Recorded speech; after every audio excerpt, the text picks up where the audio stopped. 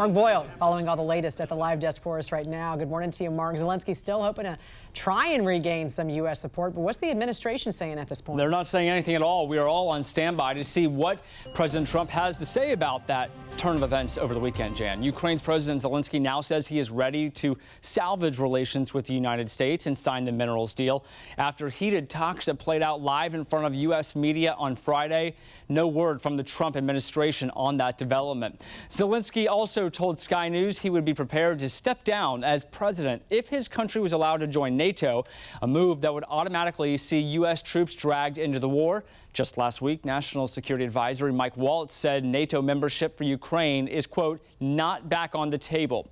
Friday's blow-up at the White House sent even Ukraine's staunchest supporters in D.C. reeling, including South Carolina's Senator Lindsey Graham. Quote, President Trump stood up to being lectured by President Zelenskyy, whose behavior was beyond unacceptable and whose lectures are wearing thin. Speaker Mike Johnson on Meet the Press. President Trump is the only figure on the entire globe who is powerful enough to bring both of these parties to the table. And he was in the process of doing that. And he was very, I think, excited about the deal that was going to be consummated yesterday.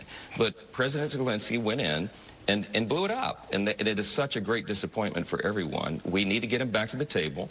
We need to get Ukraine to express gratitude, of course, for all that we've done for them. But to bring an end to this conflict, it is in America's interest to get this done. And it is certainly, obviously, in Ukraine's interest and all of our allies in Europe and around the world. And a photograph from this weekend right here behind me. Leaders from the UK, France, and Ukraine held a summit to craft a plan for a months-long ceasefire that they say would require support from the United States and would soon be presented to Donald Trump. Now, we are waiting for the latest reaction from the White House. New details as they break this morning right here at the live desk. Mark, thank you very much. Commerce Secretary Howard Lutnick says before the camera showed up at the White House, Ukrainian President Volodymyr Zelenskyy was pushing for a different deal than what was on the table. So we were 40 minutes before the cameras came in and 45 minutes before the meltdown. And the fact was Zelenskyy never stopped asking for, I will give no concessions. They've got to leave my land. I want reparations of $300 billion. And I want the United States to give me security guarantees while they're at war with Russia.